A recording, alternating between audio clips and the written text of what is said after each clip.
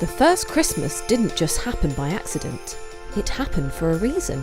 And to understand that reason, we need to go back a long, long way. The Bible tells us that in the beginning, everything in the world was very good. God made people to be friends with him and with each other. He put them in a beautiful garden with everything they needed. Sadly, things went wrong. The first people, Adam and Eve, decided they wanted to run their lives their own way, not God's way. They had to leave their garden paradise, and soon God seemed far away, and the world was broken without God. But God still loved everybody and was very sad about what had happened. He decided to do something about it and chose a man called Abraham. God promised Abraham that through his children he would help to fix the world. Over many years, Abraham's descendants became the Jewish people and lived in Israel, the land that God had given them. Time passed. God's people kept getting into trouble, but God always rescued them. He sent messengers to remind them who he was and to guide them back to him. In order to protect and lead his people, God gave them kings. The greatest and best of those kings was David, from a place called Bethlehem.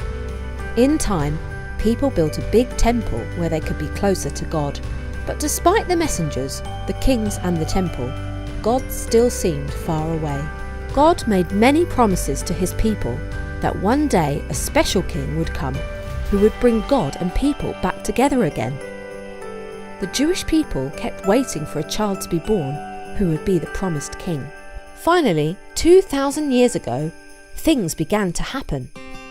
The first thing that happened was that an angel appeared to an old man called Zechariah who served in the temple. The angel told him that after a lifetime of waiting, his wife Elizabeth would have a baby son. This boy would be someone special.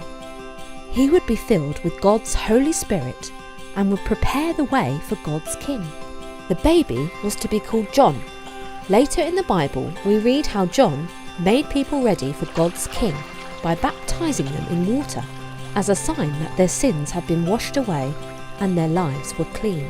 But the really important thing was what happened at almost the same time in a town called Nazareth. A young girl called Mary lived there, and she loved God. Mary was engaged to be married to a man called Joseph. One day, she was visited by an angel called Gabriel. "Don't be afraid, Mary. God is pleased with you," Gabriel said. "You are going to become pregnant. The boy you will have will be called Jesus, and he will be great." The name Jesus means God rescues, and rescuing is exactly what Jesus does. "People will call Jesus the Son of God," Gabriel continued, "and he will be a king like David, only with a kingdom that will never end." Mary didn't understand. "There's a problem," she said. "You need a man to produce babies, and Joseph and I aren't yet married." Gabriel replied, "That isn't a problem for God.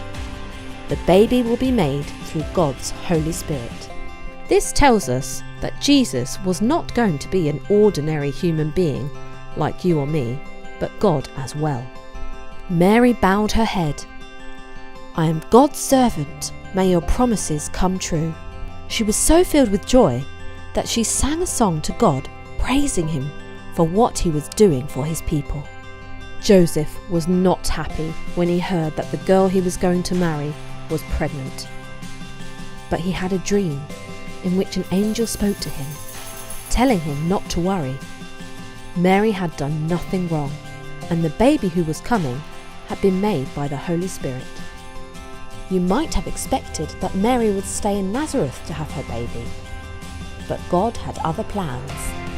At this time, Israel was controlled by the powerful Roman Empire, ruled by Caesar Augustus. He needed more people to pay money to the government in taxes, so he ordered everybody to go back to where they came from so that they could be registered for tax. As Joseph was descended from King David and came from Bethlehem, that was where he had to go. He took Mary with him. It was a long journey, and when Mary and Joseph got to Bethlehem, they found that there was nowhere for them to stay. The only place they could find was a room where animals were kept. This was where Jesus was born, and Mary and Joseph wrapped him up and put him in a cattle trough. How very strange that when the king who will rule forever came to earth, he was born in such a poor little place. Bethlehem was a village in the countryside surrounded by fields where shepherds were looking after their flocks of sheep. That night, an angel appeared to the shepherds in a dazzling blaze of light. They were terrified. The angel told them not to be afraid. "I am bringing you good news," he said. "The one who will save the world, the baby who will become a greater king than David, has been born in Bethlehem. You will find him in a cattle trough." And with that, the night sky opened to show thousands of angels praising God. After the angels had disappeared back into heaven, the shepherds rushed off to Bethlehem to find the baby.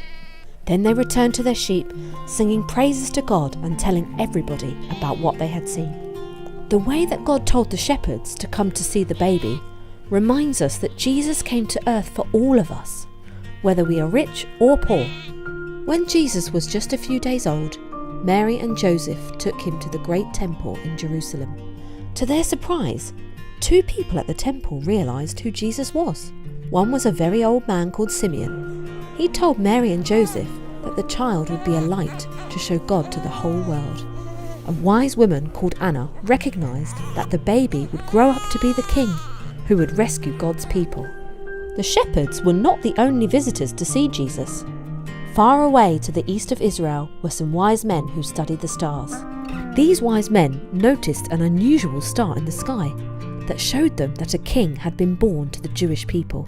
So they prepared precious gifts and began a long journey to try to find him. Now at this time, Israel wasn't just ruled by the Romans, but also a king called Herod. He was nasty and cruel. He was always worrying that someone would come to take his throne away from him. The wise men from the east went straight to King Herod's palace, expecting to find the baby there. When they explained why they had come, Herod became jealous that this baby might be God's king. Because he was an evil man, he pretended that he wanted to find the baby so he could pay his respects. He sent the wise men to Bethlehem with instructions to come back and tell him where the baby could be found. But he didn't want to take presents to Jesus. He just wanted to kill him. Guided by the star, the wise men found where baby Jesus was. They were delighted, and opening their treasure chests, gave him gifts of gold, sweet-smelling frankincense, and a spicy ointment called myrrh. The way that God told the wise men to come to see the baby reminds us that Jesus came to earth for everybody, wherever we come from. As the wise men were planning to return to their own country, God warned them not to go near Herod. So, without him noticing, they slipped quietly away. As they left, an angel came to Joseph and warned him that Herod was going to search for Jesus to kill him. Without waiting, Joseph took Mary and Jesus and left for Egypt, where they would be safe from Herod.